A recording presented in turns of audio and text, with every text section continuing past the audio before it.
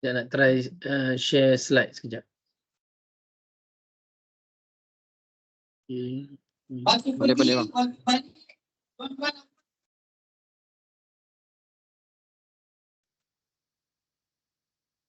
Okey.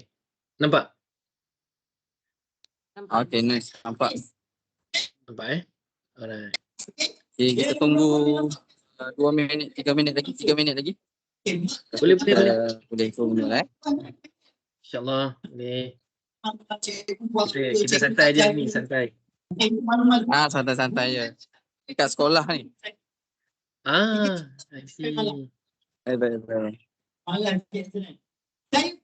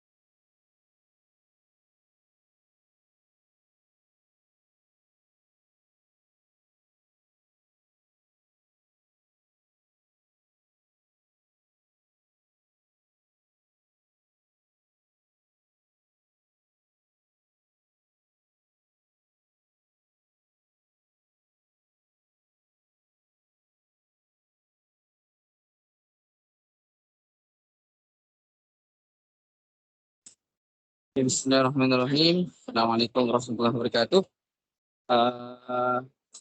InsyaAllah kita mulakan sesi pagi ini. Santai-santai di hujung minggu ni dengan niat something kita boleh belajar pada pagi ini. InsyaAllah kita punya cikgu pagi ni Tuan Haji Effendi. Haji Effendi ni tak asing lagi lah di tabung haji. Sebelum ni pun kita pernah jemput dia. Dan Tuan Haji Effendi pun pernah bertugas sebagai kaunselor operasi haji Tanah Suci tahun 2017. Ni roommate saya lah. Roommate saya di Tanah Suci. Okay. So insyaAllah hari ini, bermula hari ini, seperti mana yang kita bincang pada awal juga tahun lepas, yang kita nak buat something yang kita boleh TOT kan, akrab ni, benda yang kita boleh belajar sama-sama, dan benda yang kita belajar ni berkaitan dengan terapi nukilan. So kita belajarlah daripada Haji Fendi nanti apa yang benda yang boleh kita manfaatkan kalau tak untuk sesi bimbingan kita nak buat ataupun apa jua isu yang kita hadapi untuk kita jadikan satu tools lah untuk kita bantu untuk proses untuk tambah baik diri kita. Okay, so tanpa melengahkan masa, saya serahkan sesi TOT kita pada pagi ni kepada Tuan Haji Fendi untuk meneruskan TOT terapi nukilan. Silakan Tuan Haji. Alright. Terima kasih Haji Hanif. Bismillahirrahmanirrahim. Alhamdulillahirabbil alamin wassalatu wassalamu ala asyrafil anbiya'i wal mursalin sayyidina Muhammad wa ala alihi washabihi ajma'in. Rabbi shrah li sadri wa yassir li amri wahlul 'uqdatam min lisani yafqahu qawli. Subhanaka la ilma lana illa ma 'allamtana innaka antal alimul hakim. La haula wala quwwata illa billahil aliyyil azim. Alhamdulillah, bersyukur kepada Ilahi dengan limpah kurnia dan hinayahnya dapat kita hari ini berkumpul lagi di sini di online kepada warga akrab TH. Pertama sekali salam hai kepada semua. Rasanya ni tahun kali yang pertama ni, ini yang pertama bagi tahun ini saya dengan Tamu Haji. Terima kasih Tuan Haji Hanif kerana sudi menjemput saya untuk berkongsi sikit sebanyak tentang apa yang kita panggil terapi nukilan kepada warga akrab Tamu Haji. Rakan-rakan sekalian, hari ni kita santai dalam tempoh sejam ni, kita santai kan. Jangan ada stres-stres relax, santai. Cuba pandang kiri sekejap, pandang kiri sekejap. Pandang kanan sekejap. Ada orang nak ke situ? Kalau ada orang tu say hi lah Okey. Alhamdulillah bersyukur kita sekali lagi tuan-tuan dan puan-puan alhamdulillah. Sebab kalau kita nak bercakap tentang nak bagi perkongsian ataupun kita nak memulakan satu, dia bukannya perlu sehingga aku ni nak kena jadi seorang kaunselor, tak begitu tetapi kita ada sedikit kemahiran kaunseling yang mana kita boleh guna pakai untuk bantu rakan sekerja kita.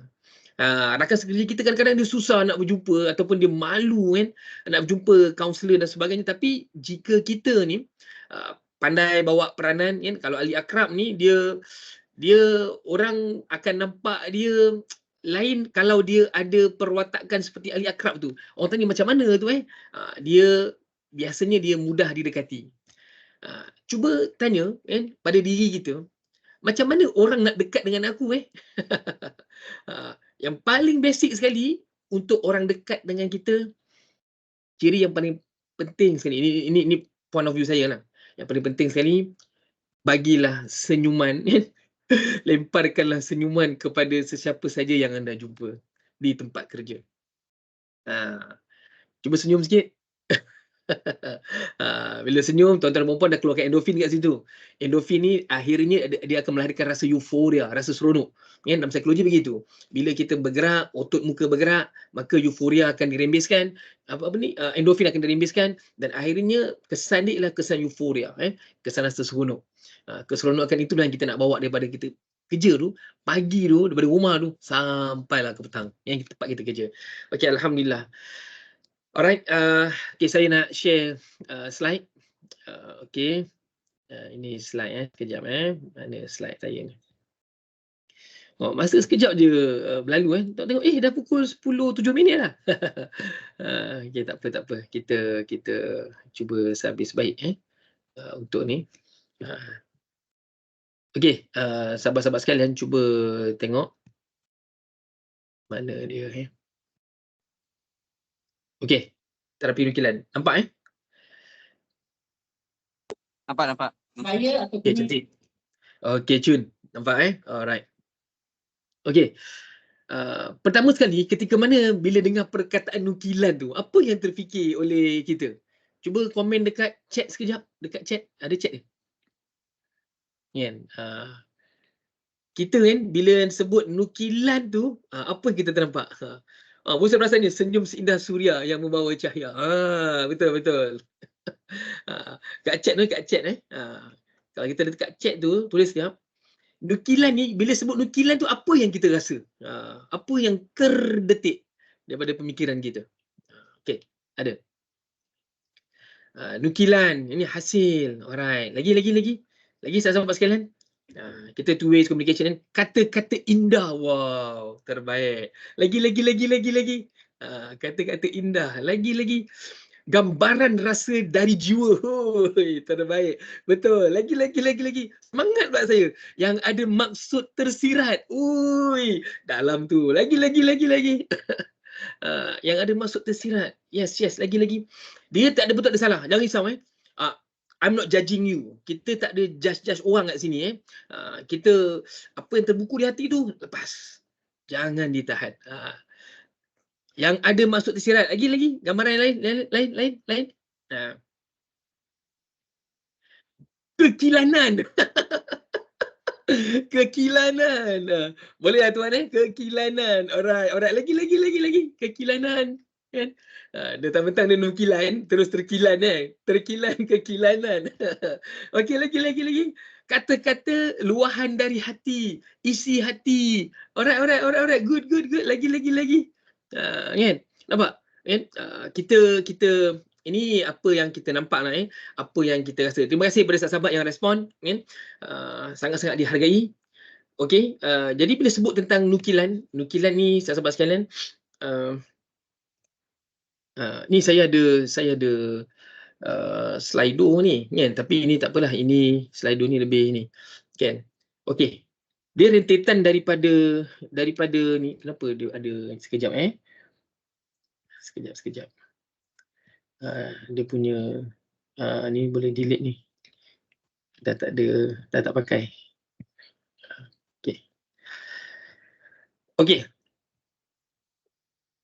Yang sahabat-sahabat bagi tadi tu berkenaan dengan apa kita panggil apa yang difahami dengan perkataan nukilan ni, tak ada betul tak ada salah. Yang itu bagi saya apa yang saya nampak tu yes memang ada kaitan dengan apa yang kita nak bercakap pada hari ni kan, yang berkaitan daripada hati, jiwa, perasaan, emosi gitu kan.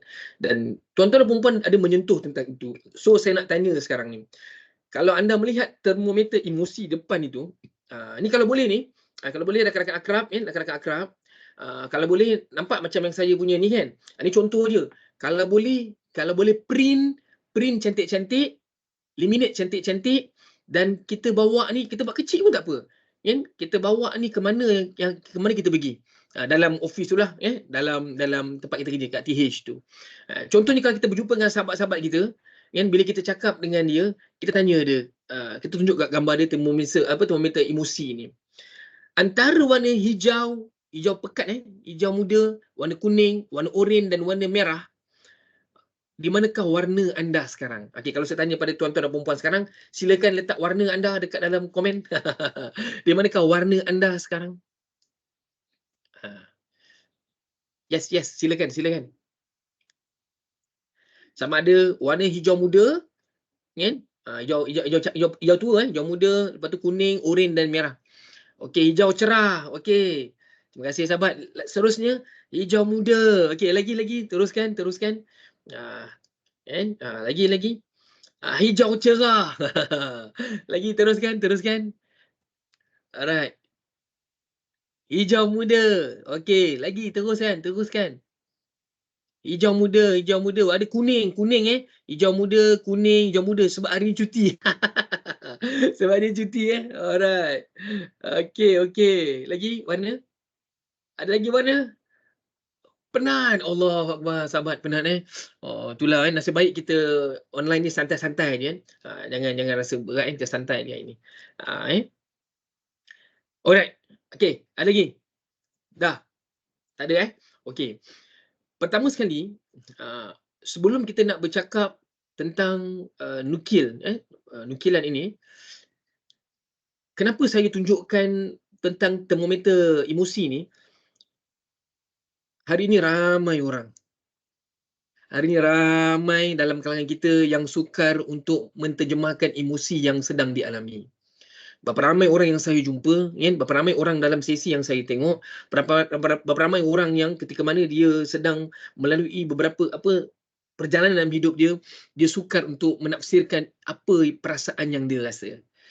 They don't even know about their own emotion tau. Dia punya emosi sendiri. Diorang tak tahu. Diorang marah ke, diorang sedih ke, diorang kecewa ke dan sebagainya. Jadi sahabat sekalian, ketika mana Kalau kita sendiri susah untuk menyatakan apa perasaan yang kita rasa, apa perasaan yang sedang kita alami, something wrong somewhere di situ. Sebab itu kan dalam dunia psikologi kaunseling ni, kita treat emosi. Macam mana nak treat emosi seseorang. Dia macam tu Dan kita bukan nak bercakap, nak merawat orang seperti mana kita ni untuk jadikan dia, daripada sedih jadi gembira. Tidak. Kerja itu bukan kerja kita, tapi kerja kita ialah untuk mereka recognize their own emotion. Supaya dia tahu bahawa, aku ni sebenarnya sedang marah ni. Aku ni sebenarnya sedang sedih ni. Aku ni sedang kecewa sekarang ni. Aku sedang rasa sangat-sangat penat ni. Macam sahabat kita kata, dia rasa penat. Alhamdulillah. Maknanya dia menzahirkan apa yang dia rasa. Kan? Yang kita bimbang, dia penat. Tapi dia tak tahu dia tu penat. Dan akhirnya dia tenggelam dengan emosi yang dia tidak sedar. Dan dia dah overwhelmed di situ. Dan akhirnya apa jadi pada dia? Exhausted. Dan kita bimbang, benda ini dia akan jatuh kepada lembah. Lembah apa? Burnout. Jadi sebelum itu berlaku, maka tuan dan puan, saya nak ajak diri kita semua untuk kita kenal emosi kita. Jelas Ini sangat penting ni, sebab kalau dalam dunia psikologi ada 3 benda je. Alright, A, B, C. A tu apa? A tu affection. Affection apa perasaan emosi kita. B tu apa? Behavior, tingkah laku kita. Sebab emosi itulah yang menzahirkan tingkah laku kita. C tu apa? Cognitive, thoughts kita, apa yang kita fikir. Jadi hari ini first kali kita sedar, emosi aku sekarang ni dalam keadaan happy, mood cuti, walaupun sedikit penat, alhamdulillah aku boleh join program macam ni. At least kurang-kurangnya I gain something. Alright? Kita kena rasa begitu. Okey, itu yang pertama lah. Okay. Yang seterusnya, dalam perkongsian saya ni kan, kita kongsi pengalaman kan. Saya bukan niat nak mengajar tuan-tuan dan puan-puan, mungkin tuan-tuan pada pasal ni lebih arif kan, lebih pandai kan, lebih mengetahui mungkin tajuk apa yang saya nak sampaikan. Cuma kita berkongsi sikit sebanyak pengalaman kan, apa yang pernah saya tulis Untuk mata semua, terapi nukilan ni ialah saya pernah menulis tentang isu terapi nukilan ini pada tahun 2011 lama juga kan, bersama dengan Prof Dr. Syaril. Nanti saya kalau sempat saya tunjuklah jurnal yang pernah saya tulis berkenaan dengan isu ni. Okey, terapi nukilan. Inilah yang saya tanya di awal tadi.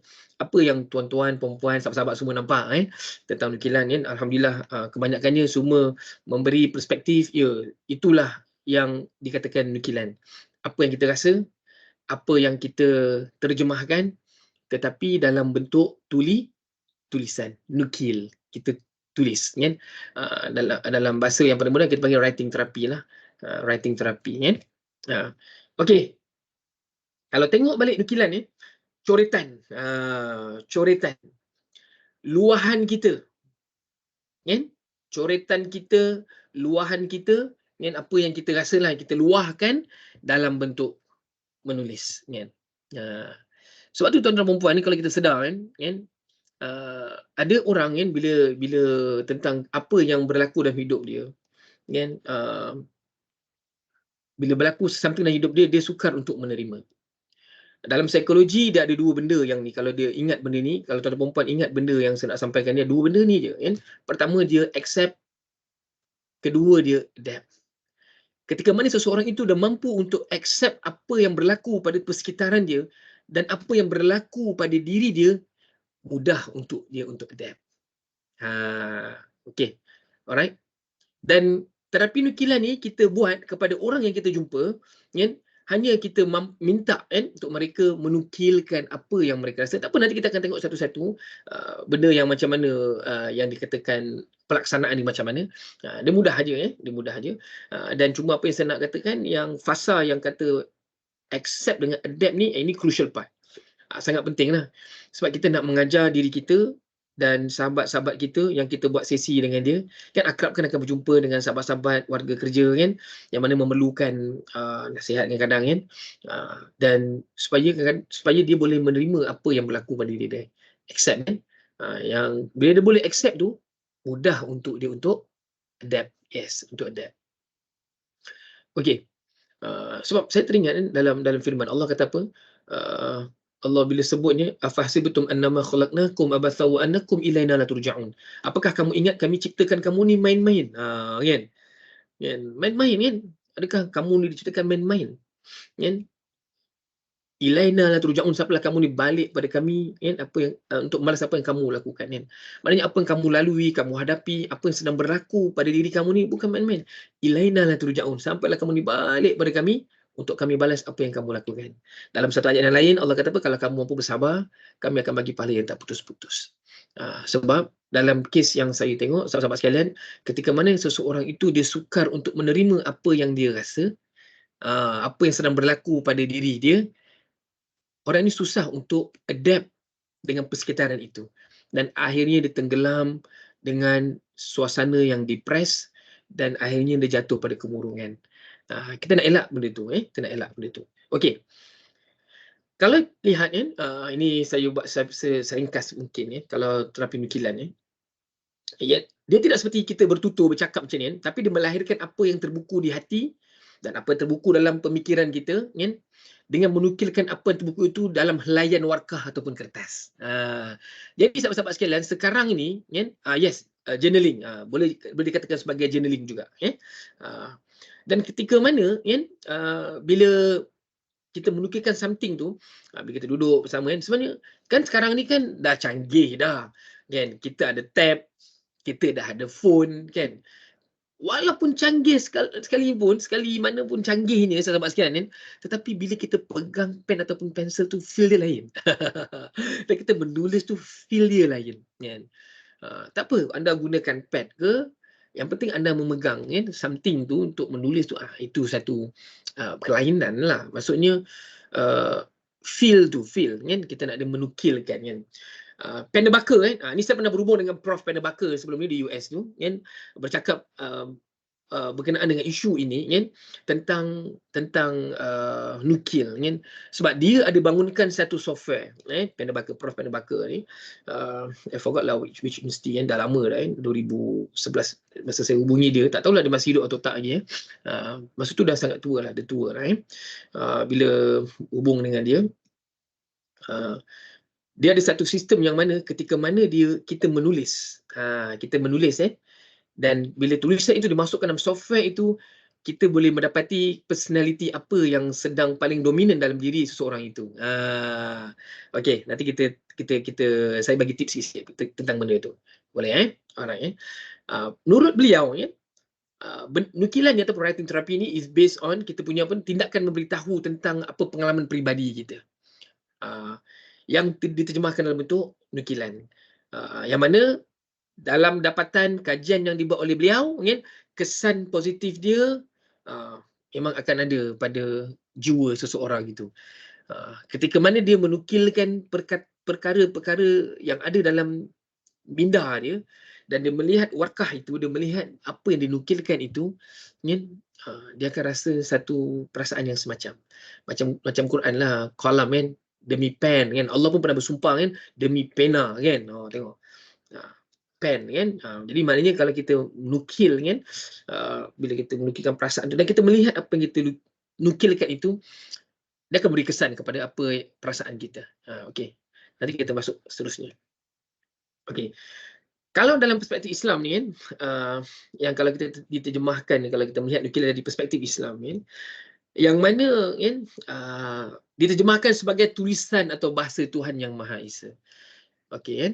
Jika kita melihat apa yang ada sekeliling kita ni, contohnya gunung ganang, bukit bukau kan, air terjun kan, burung-burung yang berterbangan kan, pelangi yang anda tengok kan, dan apa-apa saja bencana yang berlaku ke alam ini, itulah yang kita panggil nukilan Tuhan, bahasa Tuhan kan.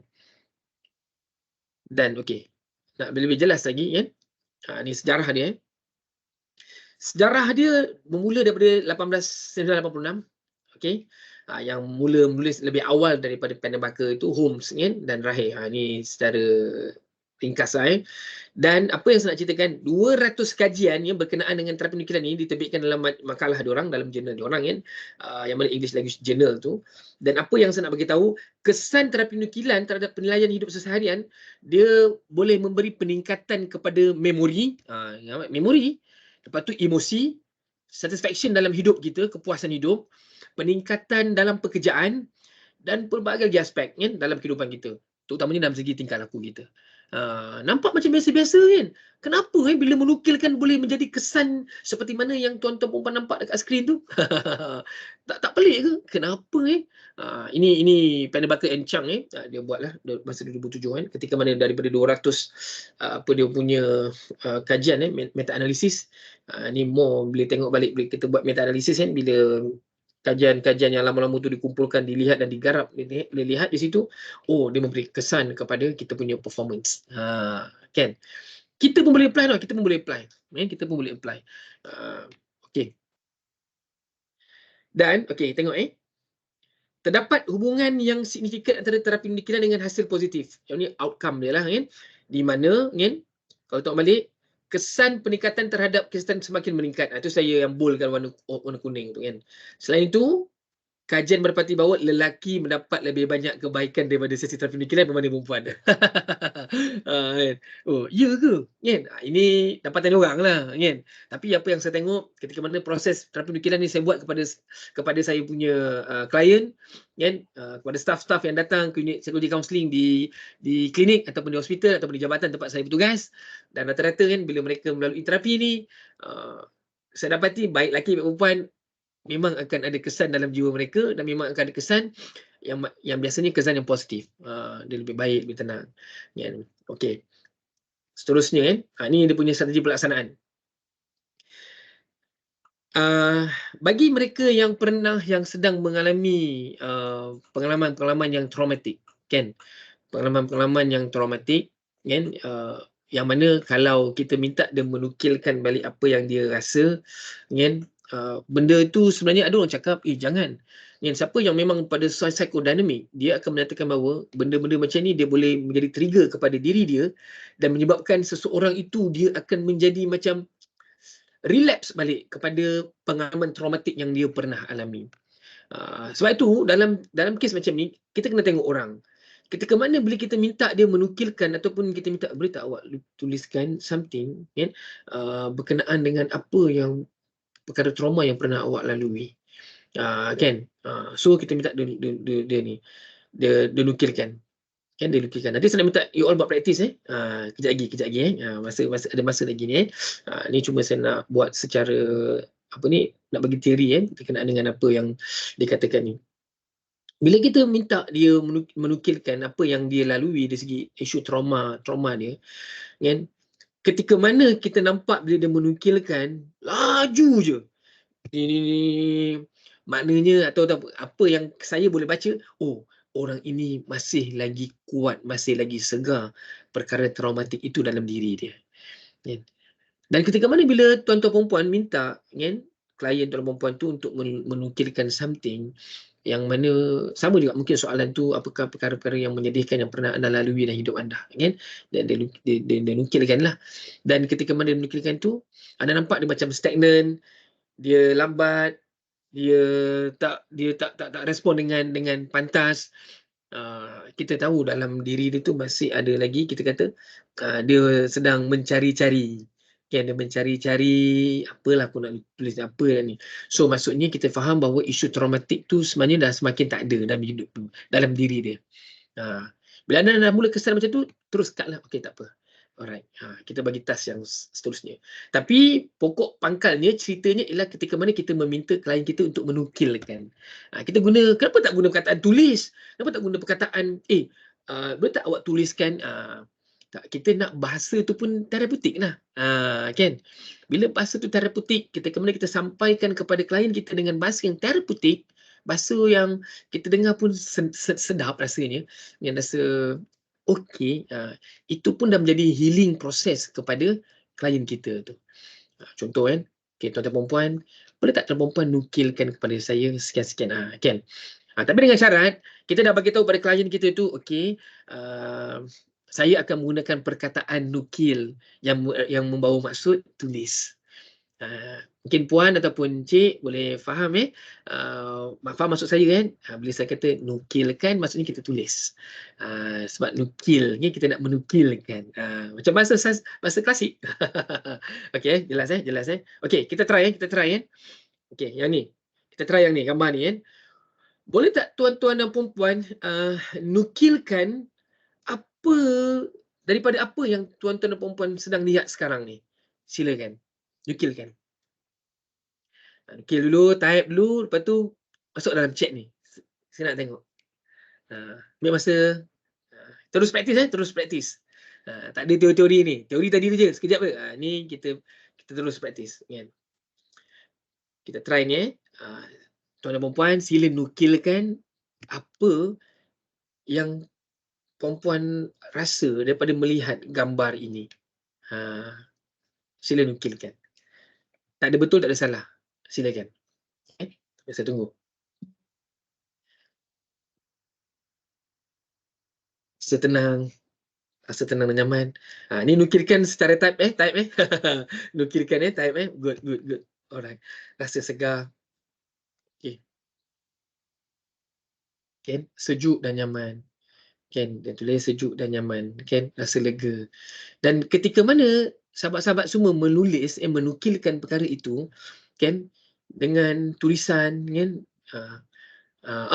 okay, ni contoh dia, best sikit. Air terjun ini macam hati saya sekarang. Laju, kuat dan tak berhenti jalan. Yes, nukilkan ni begini. Yes, nampaknya ada sahabat kita yang buat panjang macam ni kan. Yes, betul. Nukilan ini tuan-tuan dan puan, dia melambangkan perasaan hati yang mana dia terbitkan daripada bahasa dia. Bahasa diri dia sendiri. Contoh macam sahabat sekarang kata, air terjun ini kan, macam hati saya. Macam hati saya sekarang. Laju, kuat dan tak berhenti jalan. Kan?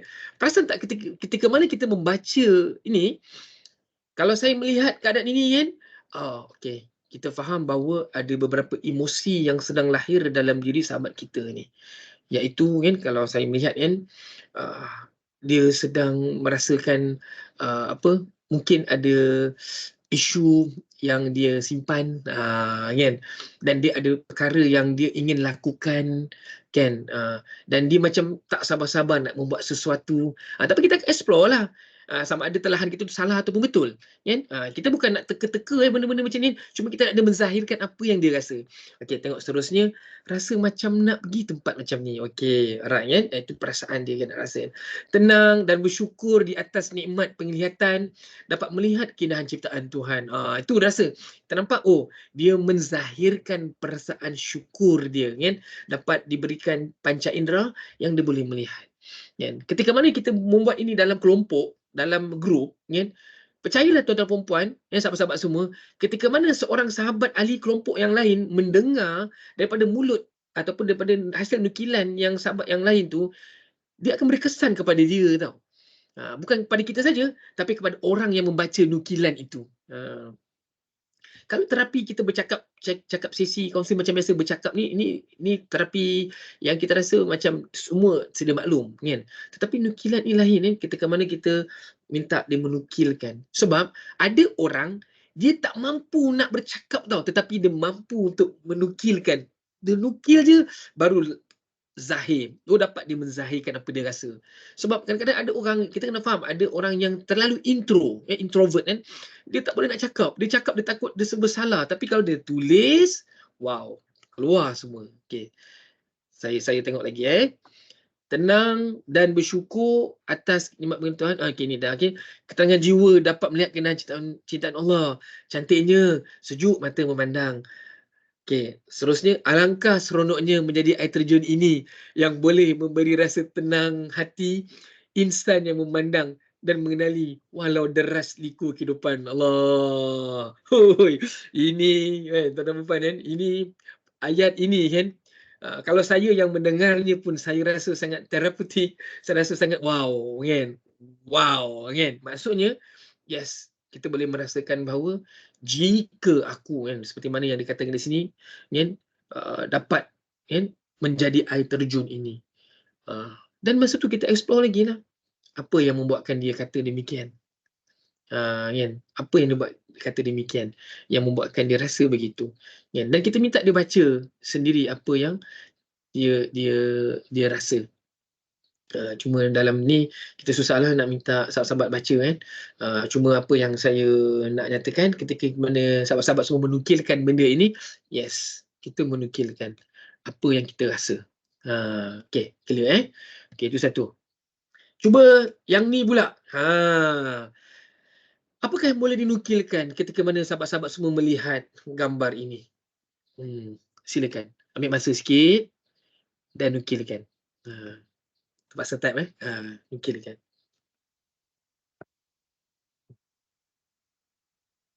Menyayat hati. Rasa menyayat hati dia. Okey.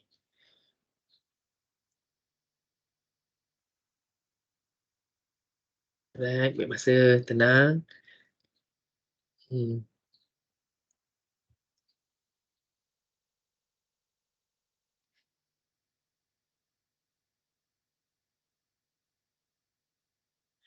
Ketakutan, kesedihan dan simpati. Itu yang dapat dizahirkan kan. Luluh, tak berdaya. Rasa macam nak bersiap-siap membantu mangsa.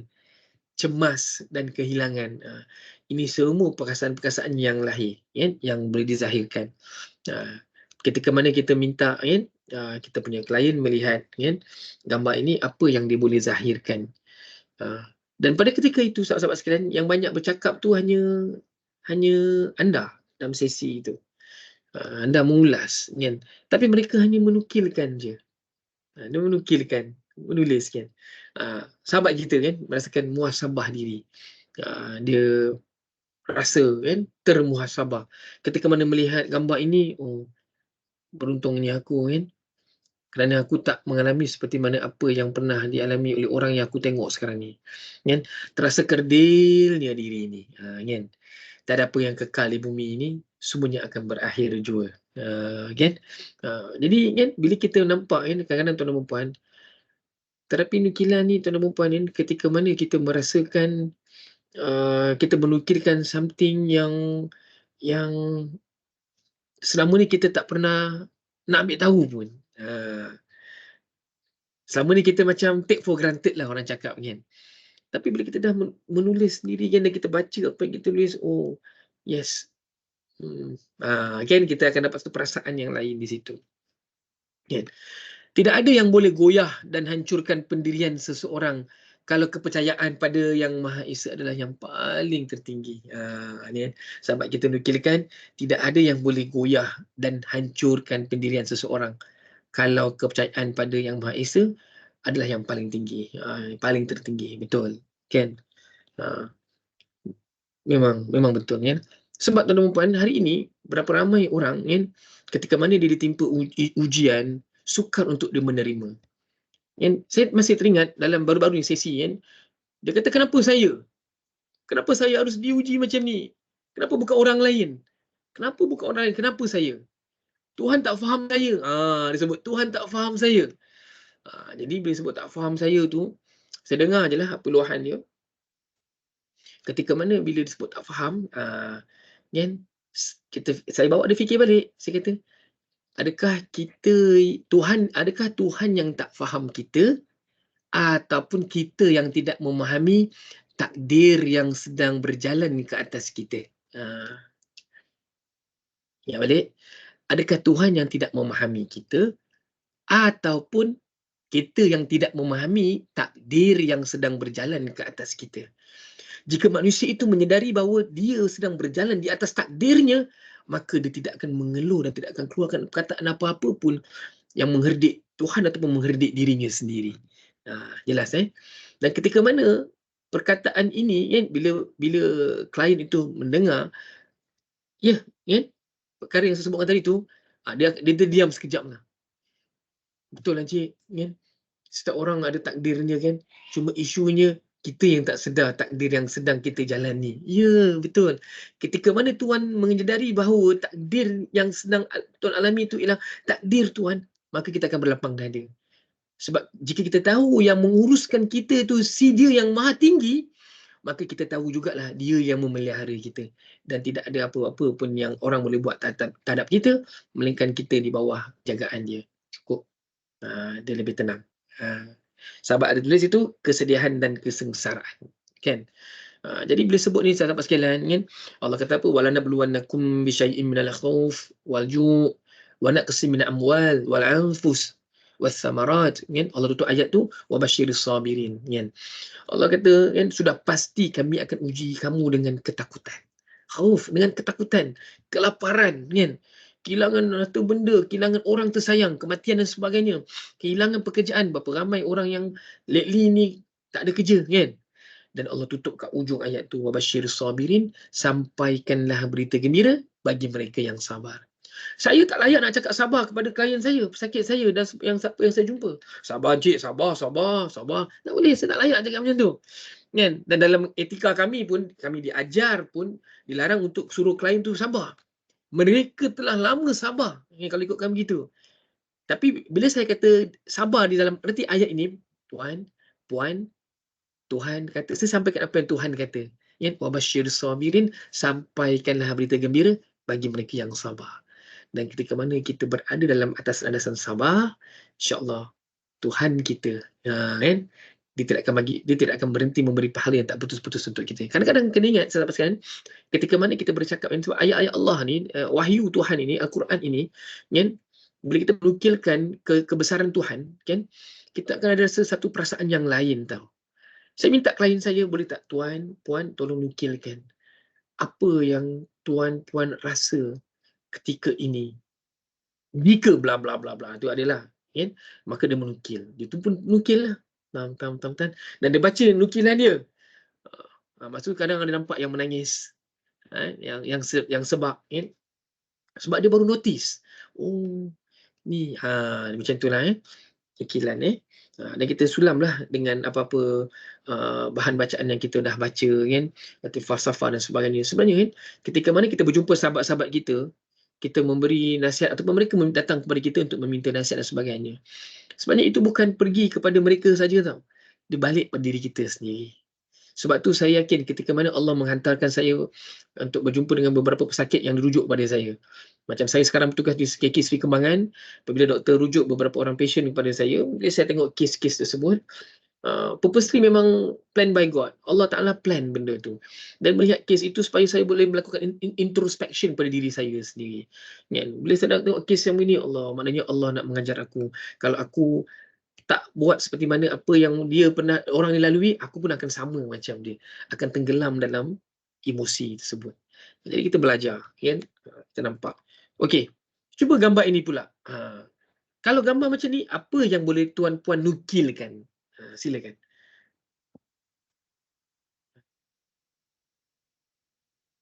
Ambil masa.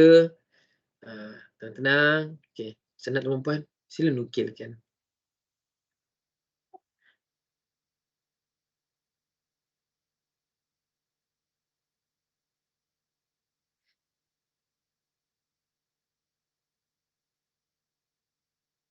Apalah boleh aku nukilkan ni, melihat gambar rajah ini. Okey sahabat, terima kasih. Boleh bawa bencana alam kalau tak terkawal, kan? Kegigihan dan kekuatan menggalas tugas. Kan? Nampak? Ada perspektif yang berbeza kat situ. Kan? Satu, jika kita membuat sesuatu tanpa pengawasan yang rapi, perancangan yang betul, dia akan membawa kepada ketidakstabilan alam. Dan satu pandangan lagi pula, kegigihan dan kekuatan melaksanakan tugas. Betapa nak buat kerja ini bukan sembarangan orang. Mesti ada orang yang mental dia kuat. Mesti ada orang ada fizikalnya cukup kuat untuk dia nak menggalas benda tu, nak pegang gergaji tu, kan? Bukan senang, kan? Berat, kan? Tak tahulah saya kalau ada yang ringan. Nak pegang tu, nak gerak, nak pegang, kan? Perlukan kekuatan, kan? Keringat seorang ayah kadang-kadang jarang dihargai. Fuh, kan? Keringat seorang ayah kadang-kadang jarang dihargai. Tuan-tuan dan puan, saya pernah ada klien kan, yang lebih kurang macam sahabat kita bila dia buat kan tentang keringat kan. Keringat yang tidak dihargai, kan. Dan kita faham bahawa ketika mana dia menukilkan keadaan itu, dia merasakan sangat lelah. Kan, bukan sahabat kita kat sini lah, ini yang pasal gambar tadi, ini yang saya cerita pasal kes kan, kes saya kan, menunjukkan bahawa dia mengalami satu kelelahan kan, sangat lelah. Ketika mana suatu hari isteri dia kata pada dia kan, kata pada dia, abang, sampai bila abang nak berani buat keputusan, sebab tiap-tiap kali bila sayang tengok, bila abang nak buat keputusan, abang akan call mak abang. Bila abang call mak abang, seolah-olah macam abang ni tak reti nak buat keputusan. Andai kata bila mak abang dah tak ada nanti, siapa yang abang nak harapkan untuk abang buat keputusan? Oh, ada kan. Dan ketika mana dia datang berjumpa dengan saya kan, anak dah ramai, anak dia 7-8 orang kan. Kemudian bila dia kata, "Cik, saya sukar untuk buat keputusan." Saya sukar untuk buat keputusan. Ketika saya minta dia untuk menukilkan kan, ada beberapa persoalan dalam hidup dia kan, saya nampak ya betul, dia ambil masa yang sangat lama untuk menukilkan benda tu. Dan ambil masa yang sangat lama berfikir kan, dan akhirnya dia pun merasakan, ya betul, selama ni saya tak pernah diberi ruang oleh mak ayah saya untuk saya buat keputusan sendiri. Baru nampak. Selama ni keputusan saya ditentukan oleh mak saya. Sehingga kan saya tak diberikan ruang untuk saya buat keputusan saya sendiri. Nak pakai baju apa, nak makan apa, nak pergi mana, semua ditentukan. Jadi sahabat-sahabat sekalian, tuan-tuan dan perempuan yang sedang mendengar ini, ketika mana kita ada anak-anak kecil, kita ada anak-anak kita dah mula ajar untuk mereka membuat keputusan. Dan kita guide lah keputusan tu. Kan? Okey, adik, antara warna biru dan hijau ni, adik nak warna yang mana? Sebab mama nak belikan ni ataupun ayah nak belikan ni. Ajar, walaupun simple nak pilih warna je pun kan. Kita boleh je pilih kan. Tapi kita meletakkan diri dia supaya dia dapat menzahirkan pilihan dia. Iaitu kita ajar untuk dia buat keputusan. Tengok okey, apa tu? Kita sering meminta untuk tumbuh kuat dan kukuh. Namun sekiranya kita diuji dan rebah, percayalah pasti ada hikmah dan kebaikan di sebaliknya. Ya, benar. Itu betul. Kan? Kita sering meminta untuk tumbuh kuat dan kukuh. Kan? Kita sering kali berdoa begitu, betul? Kan? Dan apabila kita rebah, kan? Dan percayalah kan, pasti ada hikmah dan kebaikan di sebaliknya. Betul, sahabat sekalian kan? Sebab bila ayat ini, dia mengingatkan saya pula pada firman Tuhan yang seterusnya. Nukilan Tuhan kan? Nukilan Tuhan tu, apa yang paling besar nukilan dia? Firman dia lah, Quran tu. Quran itulah nukilan Tuhan yang terbesar, mukjizat yang terbesar yang ada pada baginda sallallahu alaihi wasallam, kan? Yang mana kita kena manfaatkan nukilan itu. Kan? Dan dengan nukilan-nukilan Tuhan itulah yang kita baca kan, dan kita mendalami dia. Sebab kan, kadang-kadang apa yang kita minta kan, kita rasa baik bagi kita, tapi dia tak. Macam Allah kata apa? Wa asa an takrihu syai'a wa huwa khairul lakum. Boleh jadi kamu membenci, membenci benda tu, tapi itu baik bagi kamu. Wa asa an tuhibbu syai'a wa huwa syarrul lakum. Boleh jadi kamu mencintai benda tu, tapi dia buruk bagi kamu, kan? Allah tutup lagi ayat tu, wallahu ya'lamuna wa antum la ta'lamun. Sungguhnya Allah tahu apa yang kamu tak tahu. Kan? Ketika mana saya berjumpa dengan ayat ini, sahabat-sahabat sekalian, kan? Sangat-sangat lama saya merenung. Dan ketika mana tuan-tuan dan puan sahabat-sahabat semua bila berjumpa dengan ayat-ayat semua ini kan, yang mana kalau kita memahami bahawa tafsir ni kan, kita sedari bahawa kadang-kadang ada benda yang kita suka tau. Tapi kita tak tahu sebenarnya benda tu buruk untuk kita. Kadang-kadang kita rasa benda tu buruk untuk kita ni, tak bagus, tapi dia baik bagi kita. Betul? Kan? Dan saya percaya tuan-tuan dan puan pernah mengalami keadaan seperti ini. Macam ubat lah. Dia baik kan, tapi dia baik bagi kita. Betul kan? Jadi konsep dia begitu.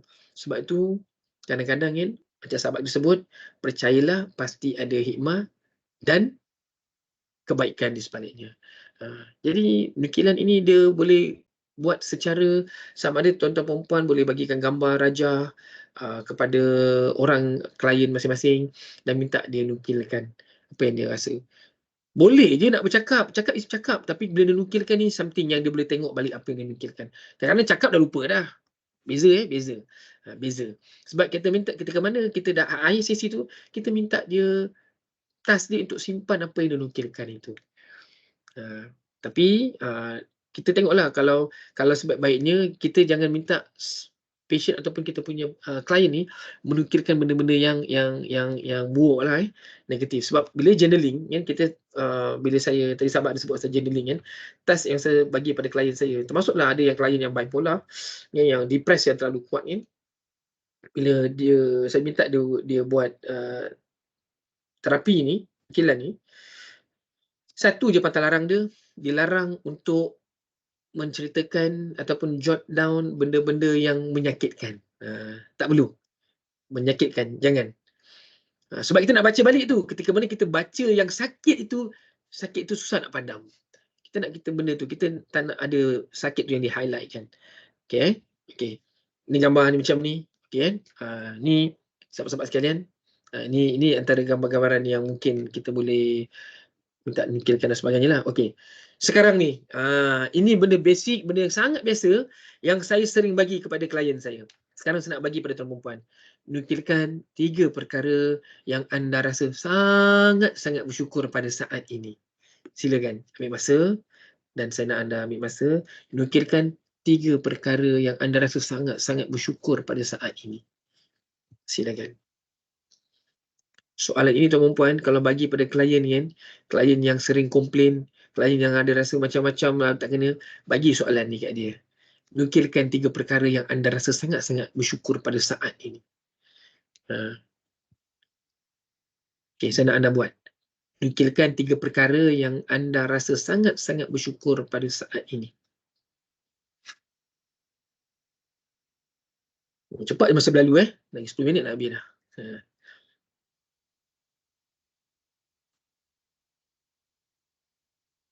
Okey, tenang, relax.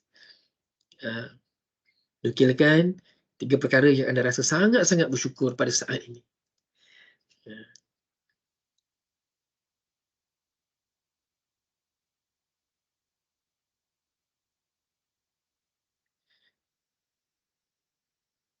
Terima kasih kepada semua sahabat-sahabat lama kita tak bersua, hari ni kita bersua juga kat sini bersua di Tanah Suci dulu saya nampak Niza kat sini Jah Alhamdulillah.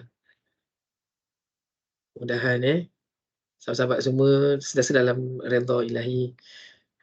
Okey, cuba saya tengok kat sini nombor 1, dikurniakan keluarga bahagia. Alright. Nombor 2, masih berkhidmat di TH. Nombor 3, masih diberi peluang untuk hidup. Kan? Ketika mana anda menukilkan digunakan keluarga bahagia. Kan? Bila nak didefinisikan keluarga yang bahagia itu bahagia yang macam mana? Kan? Dan sebab hanya dia je yang tahu.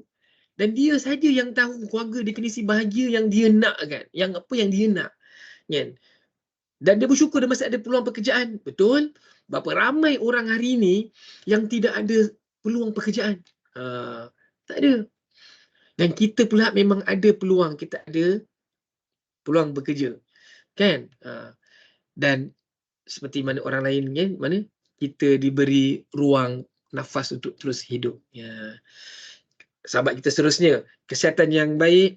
Hidup yang bahagia. Hidup yang bahagia. Dan masih diberikan peluang untuk beribadah kepadanya. Alhamdulillah. Kan? Nampak tuan-tuan, ketika mana kita minta, saya minta anda menukilkan rasa syukur anda kan. Nampak? Rata-rata semua menyatakan syukur sebab masih hidup. Betul? Perasan tak tengok yang seterusnya pula. Hidayah Allah, dapat hidayah Allah. Nombor 2, keluarga. Nombor 3, keupayaan melaksanakan tanggungjawab sebagai isteri, ibu dan anggota TH. Kan? Kerja, kan? Nikmat. Seterusnya nikmat berkeluarga, rezeki yang tak putus. Alhamdulillah. Seterusnya sahabat kita ada makanan dan tempat tinggal. Yes. Kesihatan yang baik.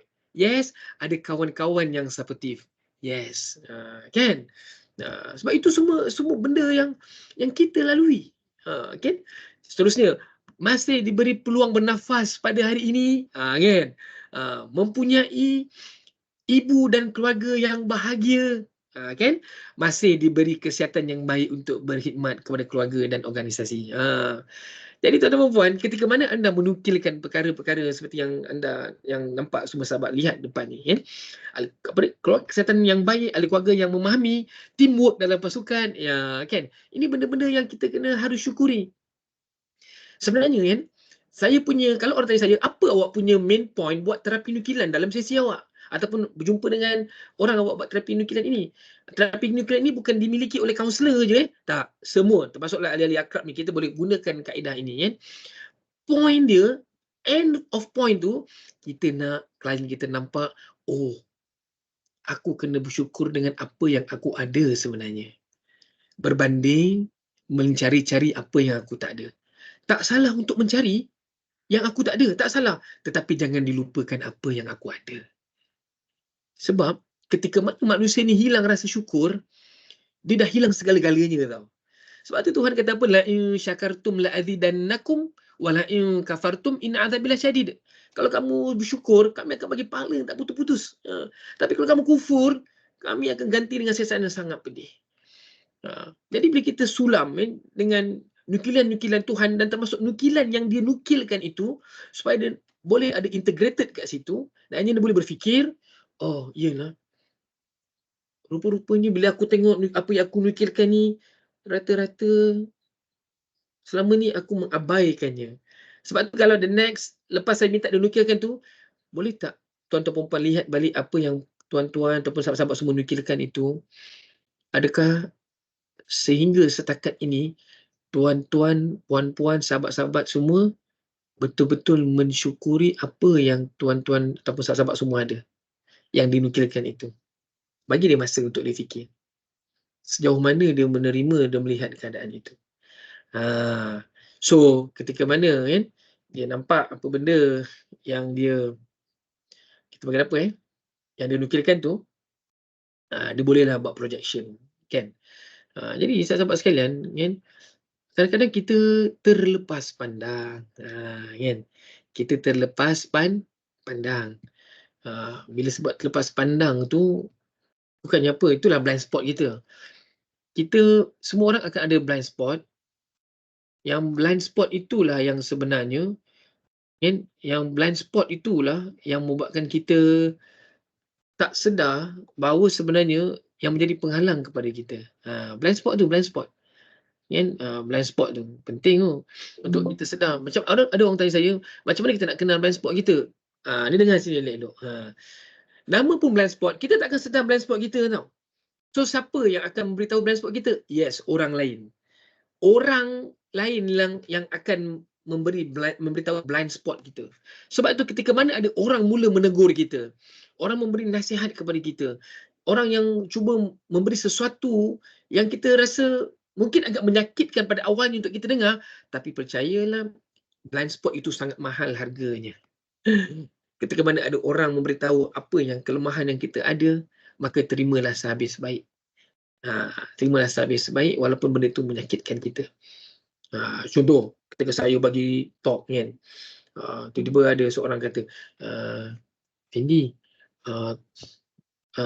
boleh tak nanti bila awak pakai mic tu jangan rapat sangat sebab dia berdengung lah.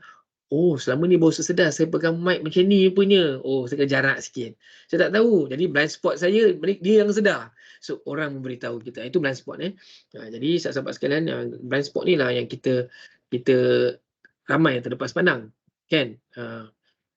Jadi, bila kita dah tahu blind spot kita, Alhamdulillah. Itu dia. Okey, ini saya nak tunjukkan terapi nukilan yang saya masukkan sekejap. Mana yang saya... mana dia?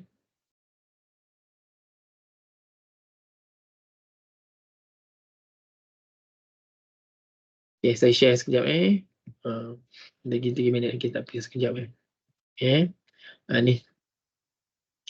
Nampak ni dalam jurnal Perkamah berapa ni? 2011. Nampak dah. Okey. Ini yang yang dinukilkan. Saya punya jurnal masa tu, pengintegrasian terapi nukilan dalam kaunseling. Saya dengan Prof Syaril. Alright. Ni antara apa yang yang dibuat lah. Alright. Bila ni saya sekarang berkongsi. Dan ini juga kan, kalau bagi mereka yang ada penyakit-penyakit ataupun yang mental illness yang berkaitan dengan PTSD dan sebagainya, yes pun kan, boleh kita lakukan, sebab orang yang mengalami traumatic event ni kadang-kadang dia ada blaming dalam diri dia. So kita minta something yang apa yang paling berharga pada diri dia yang dia boleh keluarkan. Kan, dan dia akan nukilkan lah kan. Dan kita nak dia baca dengan perasaan dia sendiri apa yang dia nukilkan. Dan benda ni dia kena buat dalam suasana yang sangat tanda petik, sangat tanda petik lah tuan-tuan perempuan, sahabat-sahabat sekalian. Jangan dalam suasana yang bising, suasana yang hingar-bingar, dia tak jadi. Sebab tu dalam sesi ataupun kat mana kita nak berjumpa dalam keadaan yang tenang, kan.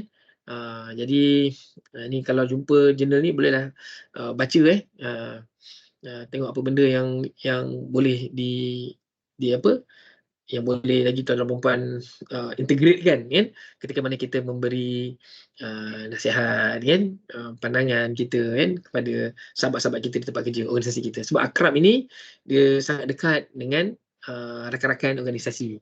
Macam di KKM pun gitu.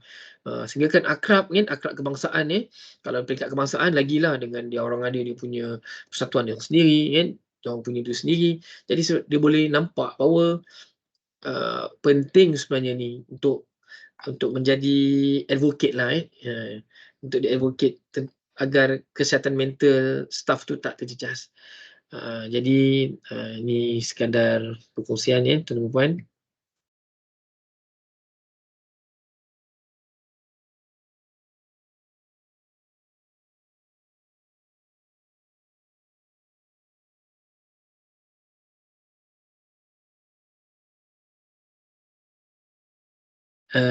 Testing, dengar aduh ya Allah, dia tiba-tiba dia terkeluar pula Jadi tuan-tuan puan kan, saya mohon maaf kan. Itu sekadar rujukanlah yang mana untuk tuan-tuan puan nampak dengan lebih terperinci.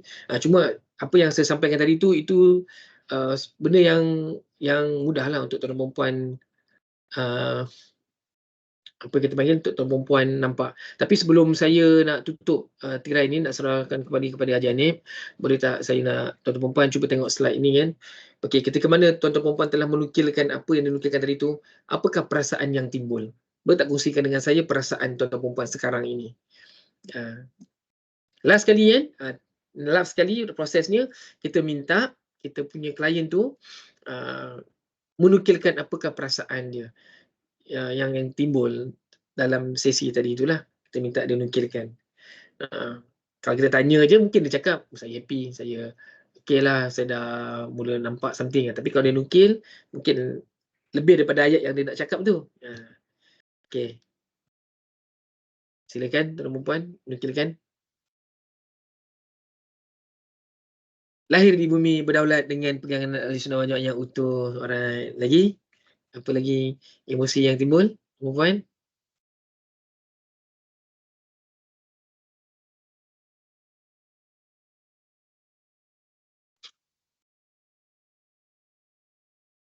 Kita bagi masa sikit. Apakah perasaan yang timbul?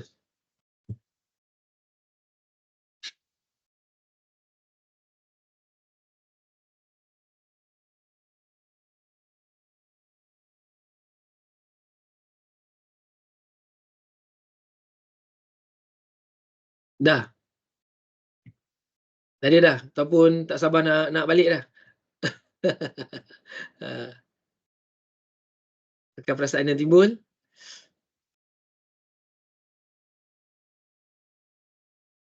Dan bila dah nyatakan perasaan tu, kan? Kita minta dia nukilkan 3 perkara yang dia ingin lakukan pada waktu ini, lepas habis sesi ini. Inilah yang terakhir biasanya. Maknanya plan dia. Planning, kan? Kalau dalam laporan SOAP kan, kita tengok sampai P tu plan kan. Planning dia apa yang dia nak buat. nukilkan 3 perkara yang anda mau lakukan pada waktu ini. Jadi kita nampaklah apa matlamat dia setelah dia lalui dalam proses terapi nukilan tadi tu. Oh, dia nampak pada insya-Allah pada ni saya keluar daripada sesi ni, saya akan pastikan bahawa saya fokus kepada kesihatan saya, saya dah tak peduli dah apa orang cakap. Saya perlu jaga juga perasaan diri saya. Selama ni saya kerap sangat jaga perasaan orang lain sehingga kan saya mengabaikan perasaan diri saya sendiri. Kali ini saya cuba untuk mempraktikkan apa yang saya telah pelajari. Di antara benda yang saya pernah lihat lah, yang saya pernah tengok apa yang diorang nukilkan. Jadi sahabat sekalian, itu saja untuk ni terapi nukilan ini. Jadi saya pun ampun dan maaf sepanjang penyampaian saya dengan tuan-tuan dan puan kalau ada salah dan silap dan sebagainya. Ingat apa-apa pun atas diri kita tuan-tuan dan puan, atas diri kita juga. Dan last but not least, sorry Janib, saya ambil masa sikit dalam 1-2 minit. Alright, Ken, cuba mana saya suka ambil yang ni kalau nampak ni tuan-tuan perempuan kalau nampak antara cukur ni, the razor blade ni is a sharp but can't cut a tree. The axe is strong but can cut the hair. Everyone is important, according to his or her own unique purpose. Right? Never look down on anyone unless you are admiring their shoes. Cuma apa yang puan nak cakap ni, kalau macam kita nampak, kedua-duanya tajam. Pisau ni tajam, razor ni tajam, yang kapak ni pun tajam. Tetapi ketajaman mereka digunakan dengan pelbagai, dengan cara yang tak sama, cara yang berbeza. Sama juga dengan diri kita, tuan-tuan dan puan. Kita ni setiap orang penting. Dalam organisasi pun begitu, kita ni penting. Walaupun kita merasakan, aku ni siapalah sangat. Tolong jangan rasa macam tu.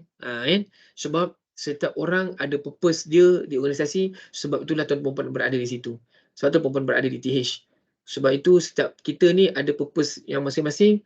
Hargailah apa yang ada pada diri. Ingat, jangan terkejar-kejar mencari apa yang tak ada sehingga lupa untuk mensyukuri ataupun lupa untuk menikmati apa yang kita ada.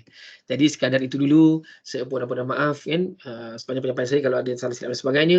Jadi saya doakan perempuan sentiasa dalam keadaan yang baik, insya-Allah boleh join TikTok saya jadi ada orang tanya saya tak komen-komen apa-apa ke dekat TikTok tu. Saya bukan tak nak komen. Bila komen nanti dia dipanjang. Bila panjang nanti nak kena ni kan. Jadi saya nampak support each other tu penting lah. Adalah ada orang saling support kan. Sebab kadang-kadang tuan perempuan kan, termasuk diri saya, kadang-kadang saya belajar pun daripada peristiwa dan kisah orang. Untuk saya bertumbuh. Untuk saya grow. Kan? Ketika mana saya melihat isu-isu passion saya, pesakit saya, oh, I learn something. Then I learn a lot. Itu. Sebab tu kena ingat kan, the more you read, the more you know. The more you know, the more you forget. The more you forget, the more you don't know. So, what for? Study. Kan? Bila saya jumpa postcard macam tu kan, wow, dahsyat juga ni, dia punya falsafah ni. The more you read, the more you know, for sure. As much as possible kalau you read, and for sure that you get the knowledge kan. Tapi kalau bila kita banyak tahu pun, tentu banyak lupa. Bila banyak lupa, banyak yang kita tak tahu kan. Jadi buat apa nak study? Nak bagi tahunya, belajar itulah continuous. Dia tidak pernah putus. Jadi teruskan belajar, insya-Allah semoga kita berjumpa lagi pada masa akan datang insya-Allah. Jadi sekian saya serahkan kepada Janib. Wabillahi taufiq wal hidayah. Wassalamualaikum warahmatullahi wabarakatuh. Sekian, terima kasih. Terima kasih. Janib mungkin dia dengan urusan sekolah anak dia. Terima kasih Tuan Fandi yang di atas perkongsian yang sangat hebat pada pagi hari Sabtu kita hari ini. Okey, dapat saya simpulkan sedikit daripada perkongsian Tuan Fandi tu tadi, di mana terapi nukilan ni sebenarnya bukan dia boleh digunakan oleh kaunselor, boleh digunakan orang ahli akrab, orang perseorangan juga, bukan sahaja untuk semasa sesi, boleh juga digunakan untuk semasa sembang anak-anak, sebab tak semua kita boleh meluah secara bercakap. So dengan terapi nukilan ni mungkin ada sesuatu yang dia simpan, so kita boleh bantu dia. Betul. Saya nampak Ustaz Syarul. Ustaz, apa khabar Ustaz? Alhamdulillah. Assalamualaikum. Terima kasih. Terima kasih. Allah. Okey, mungkin kita nak buka, ada yang nak bertanya soalan ke? Minit dua. Silakan. Sebab mic on. Kalau tak nak bagi soalan di ruangan chat, boleh on mic lah. Jika ada yang nak bertanya soalan, boleh silakan. Alright, silakan sahabat yang nak tanya soalan. Silakan. Saya cuba menjawab. Assalamualaikum. Waalaikumsalam warahmatullahi wabarakatuh. Saya Dayan Hadiah daripada Sarawak. Alright. Oh, Sarawak. Alhamdulillah. Okey. Saya nak tanya soalan berkenaan dengan, saya sebenarnya tertarik dengan tajuk pada hari ini sebab macam yang saya cakap dalam komen tu, saya rasa memang pertemuan kita hari ini memang dah tertulis. Ada asbabnya kenapa saya hadir pada pagi ini, sebab dia menjawab persoalan saya sepanjang minggu ni lah. So berkenaan dengan nukilan ni kan, apa yang maksudnya apa yang macam mana nak panggil Tuan Haji Afendi, boleh? Apa tu? Okey. Macam yang Tuan Haji Afendi kongsikan berkenaan dengan pada sepanjang hari ini, maksudnya ini adalah gambaran sekiranya kita buat sesi dengan klien macam tu lah kan? Ya, betul. So maksudnya kalau lepas daripada sesi yang kita buat tu, kalau dia teruskan nukilan ni, journaling ni, adakah kita kena follow up klien kita, ataupun tak apa, tu dah sekiranya kita dah buat sesi tu dah kira okey lah, maksudnya kita dah guide dia untuk permulaan bagi journaling personal. Macam mana tu Tuan Haji? Alright, okay, Puan. Terima kasih atas pertanyaan. Okey, berkenaan dengan sesi kita buat dengan dia. Biasanya journaling ni kita tiada paksaan. Ketika mana dia buat nukilan ni, terapi nukilan ini, bila dia nukilkan tu ialah dengan perasaan yang dia zahirkan. Ketika mana dalam proses nak healing ni, ada orang ketika mana dia rasa sangat-sangat sedih tau. Dia sangat-sangat sedih, sebab tu syarat tadi yang saya katakan, dilarang untuk dia menukilkan perkataan-perkataan yang menyakitkan. Yang menyakitkan diri dia. Contohnya hari tu dia kena marah dan sebagainya, dia nukilkan saya kena marah tadi dan sebagainya. No, kita tak minta tu. Dalam hari tersebut, ada tak benda lain yang terbaik yang dia nukilkan, perasaan yang seronok yang dia hadapi. Walaupun dia hanya dapat coklat coki-coki hari tu, dia rasa happy sangat. Yes, boleh dia nukilkan kat situ. Dan persoalannya, adakah diteruskan? Yes, terpulang kepada klien sama ada dia nak terus atau tidak. Ada orang bila saya dalam setahun saya ingat awal sesi dulu saya bagi dia task untuk sesi yang kedua. Rupa-rupanya bila dah lama berjumpa, dia masih meneruskan lagi terapi itu dan dia rasa sangat tenang. Dan dia bawa journal dia, jumpa kat saya. Cik, inilah yang saya jenis terapi yang saya buat. Terapi nukilan yang dia ada. Wow, saya nampak itu dia rasa dia seronok. Kalau dia rasa dengan cara tu dia boleh menjaga perasaan dan emosi dia, dia teruskan. Kalau dia rasa dia dah okey, dia dah habis healing proses sudah selesai, tak ada masalah untuk dia berhenti. Ini ialah kaedah antara tools yang kita boleh pakai. Sebab beza kalau kita bercakap lain, tapi kalau kita nukilkan lain, sebab benda yang dia akan lihat dan tengok. Sebab tu kita tak nak bagi benda yang menyakitkan untuk dinukilkan dalam diary ataupun book dia itu sendiri. Saya harap dapat menjawab pertanyaan sahabat. Alright. Ada yang nak tanya soalan lagi ke? Rasanya macam dah tak ada ni. Okey. Boleh tak sebelum kita mengakhiri majlis ni, kita buka kamera kepada yang boleh on kamera lah, sebab kita nak bergambar kenangan untuk hari pertama di hujung minggu ni. Untuk sesi kita yang pertama. Kak Tanti. Nak ke mana tu? Okey. Okey, kita ambil gambar 1, 2, 3. Okey. Boleh freestyle ke? 1, 2, 3.